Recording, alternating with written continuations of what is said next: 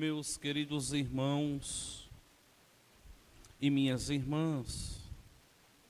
Hoje eu queria tratar com vocês a respeito de uma realidade muito forte, muito bonita e ao mesmo tempo muito santa, a realidade do inferno.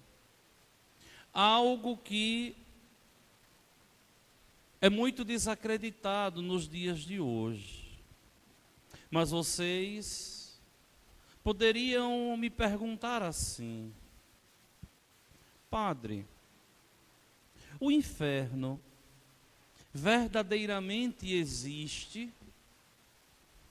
E eu ia dizer para vocês assim: olha, do mesmo jeito, do mesmo modo que a igreja crê no céu, a igreja crê no inferno. Do mesmo modo que a igreja acredita no céu, a igreja acredita no inferno. Então, o inferno existe. Depois, vocês poderiam me perguntar assim: Padre, e o demônio existe? E eu vou dizer a vocês, da mesma forma que a igreja crê em Deus, a igreja crê no demônio. Da mesma forma que a igreja acredita em Deus, a igreja acredita no demônio. Então, quer dizer que os demônios existem. E é interessante porque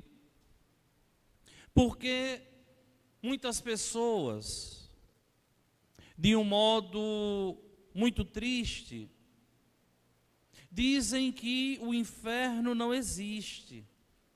E alguns até chegam a dizer que o inferno é aqui. Essa afirmação é uma tremenda covardia, porque jamais Deus criaria o inferno para pôr o homem que Ele tanto ama. Aí vocês podem me dizer assim: mas Padre, se o inferno não é aqui, o inferno existe, alguém criou o inferno. E eu diria sim. E quem criou o inferno, Padre? O mesmo que criou os céus, o mesmo que criou a terra. O céu, a terra, o inferno é obra de Deus. Por quê? Porque Deus, ao pensar o homem, Deus pensa o homem para viver eternamente, ou seja, para viver a vida de Deus na eternidade. Deus não criou o homem para viver distante dele. E o homem se distancia de Deus por uma escolha própria. É o homem quem escolhe. Deus tenta o tempo todo atrair o homem a Ele. Deus quer que o homem escolha Deus. E Deus não obriga. Deus busca atrair o homem. Deus busca mostrar quem Ele é. Olha, tem um santo na igreja que eu gosto muito, né? Que é São Carlos Borromeu. Inclusive eu tenho uma imagem na minha casa, né? Inclusive o cálice da minha primeira missa eu trouxe lá da catedral dele de Milão, quando por lá passei. E São Carlos Borromeu, em uma de suas homilias, ele diz assim: Deus é tão santo que, mesmo tendo todo o poder sobre o homem, fica tentando aos pouquinhos conquistar o homem. É como alguém que quer agradar alguém, e você tenta com um jeitinho agradar, e o outro vai e lhe maltrata, e você se retrai. E depois o homem recebe ao longo da vida a visita de Deus, e vai maltratando a Deus, e vai rechaçando a Deus. E Deus, porque é santo, é discreto, porque é santo e discreto, respeita a liberdade do homem e não obriga. Porque Deus não obriga o homem a ser de Deus, a ser dele, e o homem escolhe caminhar distante de Deus, o homem tinha que ir para um lugar, e não poderia ir para o céu, porque não queria saber de Deus. E Deus, ao criar o inferno é uma obra da misericórdia de Deus. Deus, ao criar o inferno, agiu com misericórdia para com o homem. Por quê? Porque se o homem não quis saber de Deus, Deus não pode obrigá-lo a ir para o céu. O homem é livre para escolher a sorte última da sua vida, se é o céu ou se é o inferno. Se o inferno não existisse, o homem era obrigado a ir para o céu contra a sua própria vontade. E como muitos não escolhem a Deus, mesmo Deus contra a sua vontade, Deus cria o inferno como obra da sua misericórdia, para que vão para lá aqueles que de Deus em vida não quiseram saber. É bem verdade que em muitos lugares não se prega sobre o inferno. É bem verdade que em muitos lugares não se fala da realidade infernal, porque muitas vezes quer se passar uma doutrina açucarada para as pessoas, de tal modo que a pessoa viva segundo seus critérios, segundo o seu modo de pensar e agir, e não tenha clareza de doutrina, não tenha clareza de fé. Ao pregar a respeito do inferno, a igreja tem um objetivo: clarear em nossa mente as opções que nós temos. Clarear em nossa mente a escolha que nós fazemos todos os dias. Conclusão: o inferno é obra da misericórdia de Deus.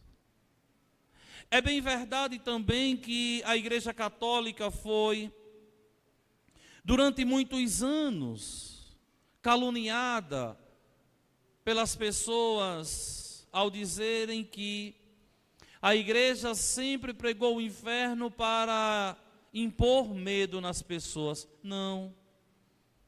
A Igreja sempre pregou o inferno porque o inferno é uma realidade de fé.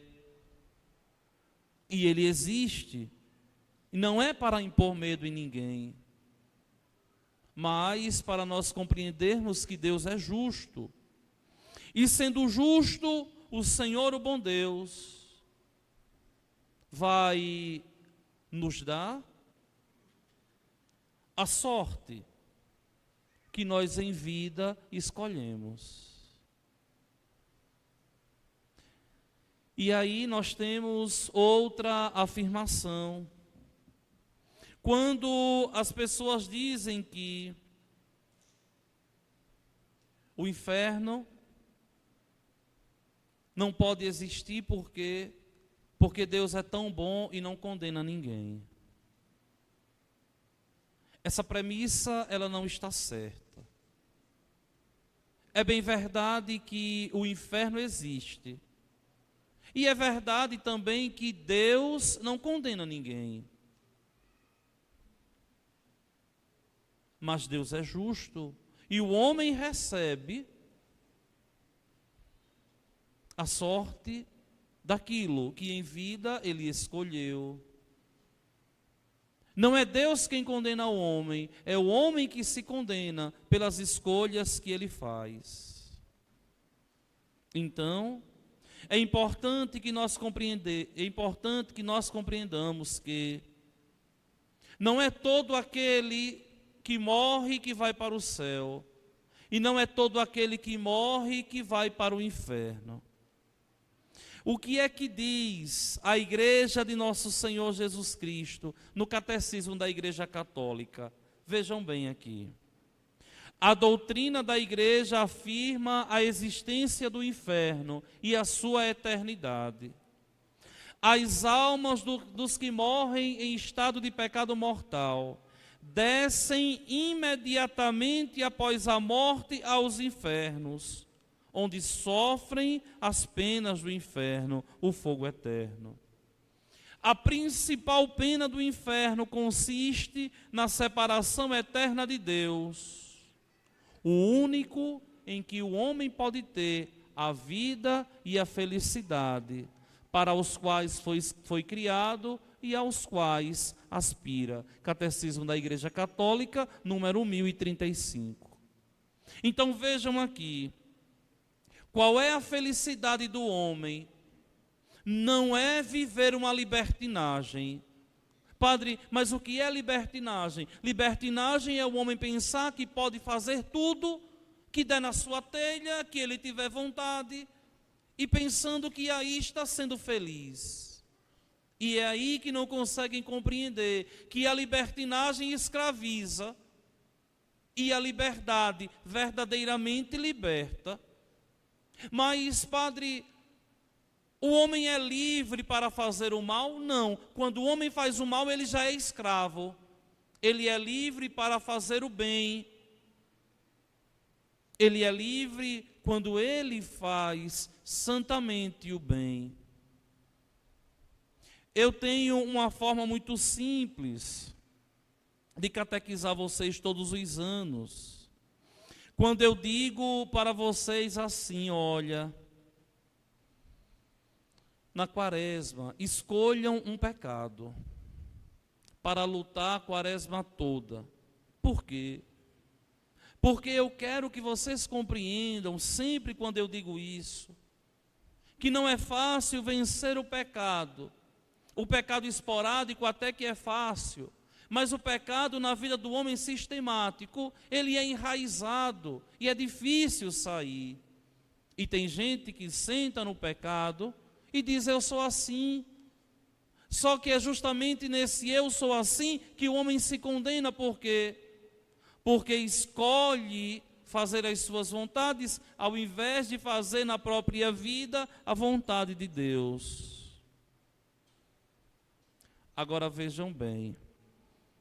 Padre, quais são as penas do inferno? São duas. Primeiro, a pena do dano, que consiste na separação eterna de Deus, ou seja, a maior desgraça que pode ocorrer aos seres humanos é perder a Deus. Uma vez, eu lembro, não veio hoje não, né? Mas eu lembro que uma vez eu pregando aqui na igreja, eu dizia assim, minha gente, olha, é muito simples compreender o céu. O céu é Deus. E uma pessoa que senta aqui, nesse miolo, me dizia assim, padre, eu nunca tinha pensado assim.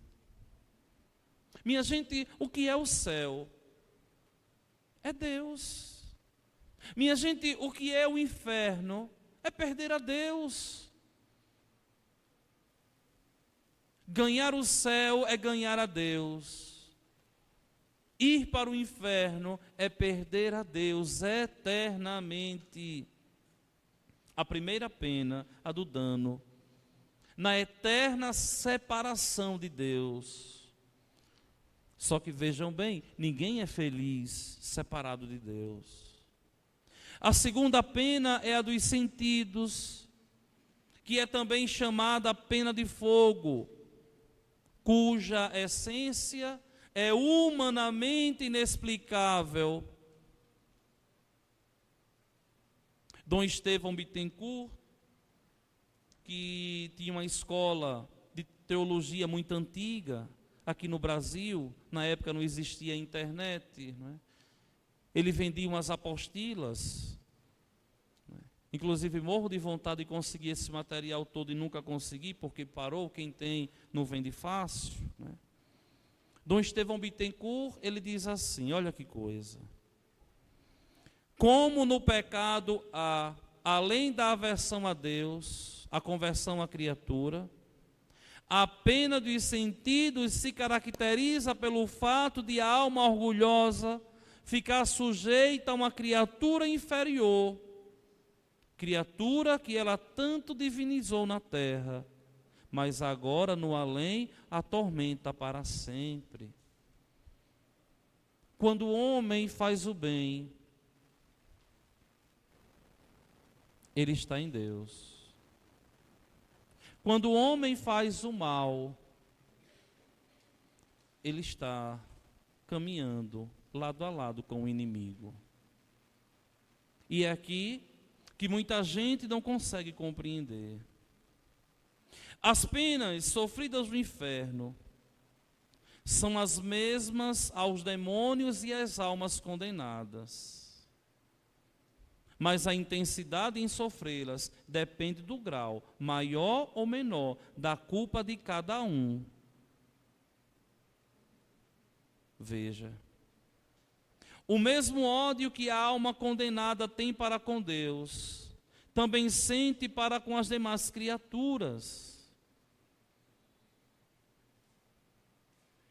Quem pecou mais, vai sofrer mais. Quem pecou menos, vai sofrer menos. E quem morreu sem pecado, não vai sofrer. Só que eu não sei se vocês conseguem pensar a teologia da igreja. Mas compreendam uma coisa aqui. Muito simples. Quando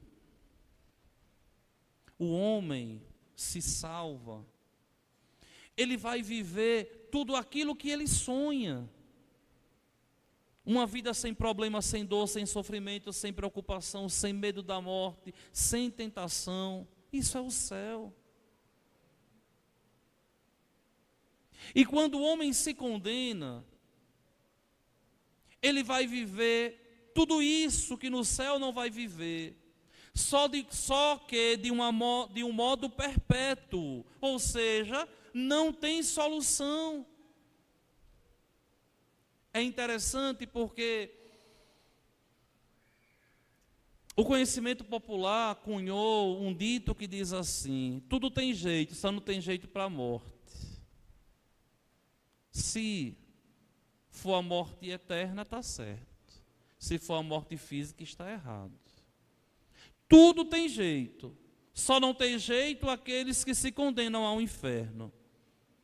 Porque lá não tem refúgio, lá não tem passamento de sofrimento. Mas é um sofrimento que perdura para sempre. E o Senhor diz isso aqui de um modo muito melindroso. Ele diz assim: olha, ser jogado no inferno, onde o verme deles não morre e o fogo não se apaga. E é o que muita gente não entende, que pensa que a igreja, ao pregar a conversão, a igreja, ao nos pedir para vivermos tementes a Deus, não é ter medo de Deus, é medo de perder a Deus eternamente, ou seja, de viver sofrendo, amargurado eternamente, sem ter ninguém para atenuar o sofrimento. Lembrem da passagem do pobre Lázaro e do rico Epulão. Nosso Senhor contou. O rico Epulão fazia festas esplendorosas todos os dias. E o pobre Lázaro estava na sua porta ali a mendigar. E o rico não enxergava o pobre. E quando morreu, o rico foi para o inferno, o pobre foi para o céu. E o pobre e o rico do inferno, ao contemplar o pobre no céu, grita: Pai Abraão, manda Lázaro molhar a pontinha do dedo na água para refrescar aqui que está ardendo. E Abraão diz: quem está aí não pode vir para cá, e quem está aqui não pode ir para aí. Existe um abismo, ou seja, uma vez condenado não tem jeito. Uma vez santificado, salvado, também não tem mais jeito. Quando vocês pedem missas particulares, que por incrível que pareça, é um dos grandes presentes que vocês podem dar a quem faleceu. O que é uma missa particular na igreja? É uma das coisas que a nossa paróquia aprendeu direitinho, não é? A importância de ofertar o sacrifício de Cristo individualmente por alguém que se ama. Isso foi muito bem aprendido aqui na paróquia. O que quer dizer? Uma missa ofertada não é para tirar ninguém do inferno. Não é. Uma missa particular ofertada é para atenuar os pecados que estão sendo pagos ali no purgatório, se a pessoa ali está. Minha gente, olha, quem morreu em pecado mortal, o local é o inferno, que para onde vai. E não tem ninguém nem nada que consiga de lá tirar. Agora, aqueles que morreram desejando a Deus, que isso aqui é muito comum. A gente deseja a Deus, a gente luta todos os dias, a gente vem à igreja, a gente vem à missa, a gente tira do pouco que tem, a gente ajuda a igreja, a evangelização, né? A gente reza, a gente faz caridade, né? A gente, em nome da salvação, diz a verdade ao outro, muitas vezes perdendo a própria paz por dizer a verdade que muitos não querem escutar. Tudo isso desejando ser cada vez mais de Deus. Mas se apesar de tudo isso a gente morrer sem estar totalmente santificados, a gente não vai para o céu, nem vai para o inferno, a gente vai para o purgatório. Claro que na ausência do pecado mortal. E de lá a gente vai depender da oração dos irmãos. O que nós fazemos aqui? Vejam que não existe missa sem rezar por defunto. Se tiver uma intenção particular, bem. Se não tiver, a igreja reza genericamente por todos aqueles que morreram. Só que a igreja reza por duas categorias. Vocês podem observar aí em toda oração eucarística. A igreja reza por aqueles que adormeceram em Cristo, e a igreja reza por todos aqueles que adormeceram distantes de Cristo, que são confiados à misericórdia de Deus. Então, é importante que a gente compreenda isso aqui, que é importante vivermos a vida desejosos de sermos cada vez mais de Deus, apesar das limitações, apesar das, como é que eu posso dizer assim, apesar das situações que ao longo da vida vão nos afastando de Deus. E é preciso sempre voltar a convivência com Deus. O grande bem que o homem pode fazer à sua vida é alcançar o céu. E o grande mal que o homem pode fazer à sua vida é perder a Deus eternamente. Por fim, uma questão crucial aqui é essa. Como conciliar, Padre, a misericórdia de Deus com a existência do inferno? E a resposta é a seguinte: Deus é infinitamente misericordioso, mas não é tiranamente misericordioso. Por isso, respeita o não que a criatura quer de modo definitivo. Se a criatura diz um não a Deus, Deus diz: tudo bem, eu quero você para mim, você não quer, eu não posso fazer nada. Deus não vai dizer assim: eu posso lhe salvar e eu vou lhe salvar mesmo contra a sua vontade. Não vai fazer isso.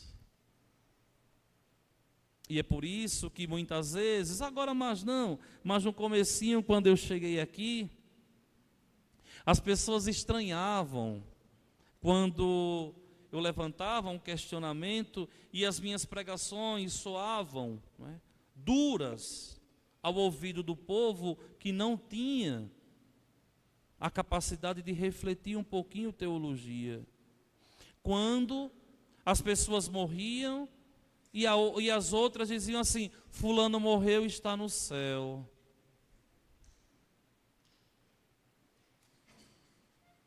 Aí muitas vezes no meu íntimo eu digo: será, meu Deus? Eu sou natural de um dos estados mais violentos do Brasil, O estado de Alagoas, nos últimos anos, é um dos estados mais violentos, Nos sites que eu acompanho do estado de Alagoas, todos os dias, 5, 6, 7, 8, 9, 10 mortes, no estado. Todos os dias.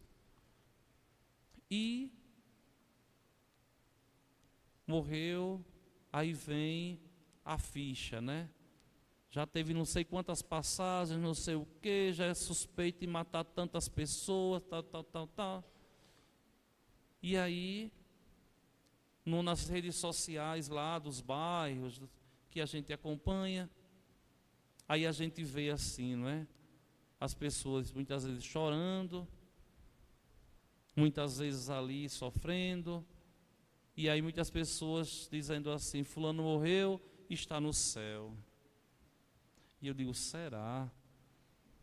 Depois de ter feito tanta gente sofrer? Porque Deus não pode ser tirano e salvar quem não quer ser salvo. Deus não pode ser injusto e salvar quem merece ser salvo e salvar quem não merece ser salvo. Deus é justiça, Deus é misericórdia. Tanto o inferno é fruto da misericórdia de Deus para aqueles que não quiseram saber em vida de Deus, tanto o purgatório é fruto da misericórdia de Deus para aqueles que morreram, mas não morreram santamente. O que é que eu quero dizer a vocês, com esse tema, que foi um dos temas que eu escolhi para que eu pudesse pregar? Eu quero dizer que nós temos que viver na terra, desejosos do céu, comungar a Eucaristia, escutar a palavra de Deus, viver na comunidade cristã, é a gente alcançar o céu. Evangelizar é a gente alcançar o céu. Minha gente, olha, é minha obrigação como padre, mas tem muita gente aqui dentro da nossa paróquia que está levando uma vida de evangelização muito capenga. Eu tiro pelos convites dos padrinhos esse ano, onde eu fiz questão de mandar ali, com o nome próprio da pessoa pastoral. E teve gente que não teve coragem de convidar uma pessoa para ir à igreja, para vir à missa. Não era para pegar você ali e vir um dia para ser padrinho, vir outro dia para ser padrinho, madrinha. Não era essa a proposta. A proposta era você trazer alguém à igreja. Essa é a proposta. Você trazer alguém, convidar alguém para vir à missa. Se você não tem coragem de convidar uma pessoa, de falar um pouco do amor de Deus, você está perdendo uma oportunidade grandiosíssima de se santificar. Porque a gente se santifica quando nós temos a dignidade de compreendermos que eu fui batizado para ser sal, eu fui batizado para ser luz, ou seja, eu fui batizado para no mundo eu ser uma testemunha viva de Jesus Cristo. Alguém temente a Deus e que em nome de Deus vai chamar o outro para vir à igreja, mesmo que o outro não venha, mas eu vou tentar trazer o outro à igreja. E muitas vezes a gente vê uma vida muito cômoda, uma vida cômoda danada, né? De esquecer que o cristianismo não é uma religião de covardes, mas é uma religião de corajosos, de gente que tem a capacidade de ir ao longo da vida lutando para alcançar o céu. E como é que a gente luta, padre, para alcançar o céu? Quando eu sou capaz de escolher a Deus e deixar a minha vida cômoda de lado. Hoje nós pedimos, não é? Vocês sabem, o nosso funcionário, o nosso sacristão ontem se acidentou e está afastado do serviço pelos próximos dias. Graças a Deus que não aconteceu coisa séria. Mas eu fiz um pedido hoje nos grupos ali assim, né?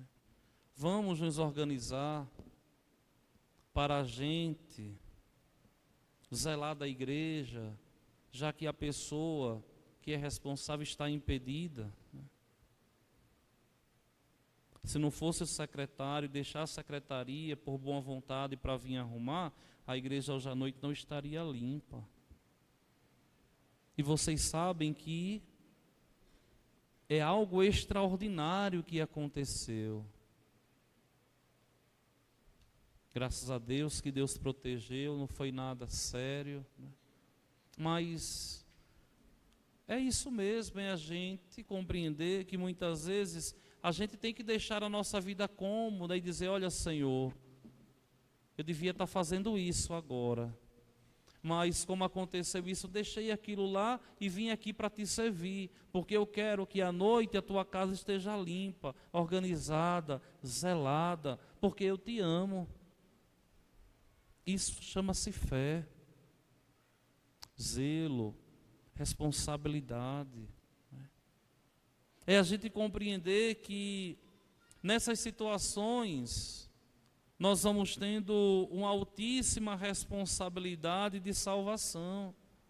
Muitas vezes, né, as pessoas não entendem o Padre Washington, né? quando eu faço questão de chamar a atenção, não é?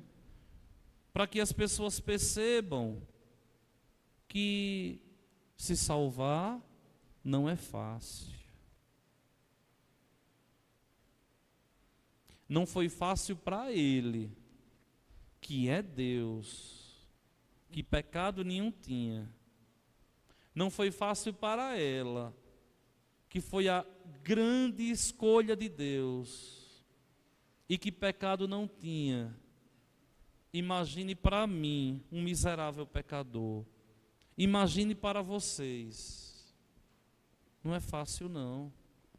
E é nessa entrega do dia a dia que a gente vai lutando para ir alcançando o céu, para ir conquistando a Deus dia após dia. É por isso que um dos caminhos de santificação é o caminho da mortificação, matar as minhas vontades e fazer a vontade de Deus, mudar os meus planos em nome de Deus. Eu dizia a alguns jovens por esses dias, né? Hoje, essa semana, eu tive uma semana muito intensa, assim, umas coisas difíceis, né? Mas também umas alegrias assim, de eu parar e ficar assim, boquiaberto pensando, né? Se Deus quiser, nos próximos meses, a gente vai, eu espero e rezo em Deus, para que venha mais um sim surpreendente para o reino de Deus. Mas eu dizia assim, olha, fazer a vontade de Deus, servir a Deus, é compreender que nem sempre nós faremos aquilo que nós queremos. E vamos compreender que muitas vezes nós temos que renunciar para que o reino de Deus possa em nós acontecer. Então vamos, meus queridos irmãos e minhas irmãs, pedir ao Senhor, o bom Deus, que nos ajude, que nos ilumine, para que nós deixemos um pouco desse espírito de acomodamento e abramos o nosso coração para fazermos o reino de Deus acontecer e fazermos a obra de Cristo de verdade chegar até os nossos irmãos. Que o Senhor, o bom Deus, nos aparte do fogo do inferno e nos faça crescermos todos os dias na amizade com Ele, para alcançarmos o céu.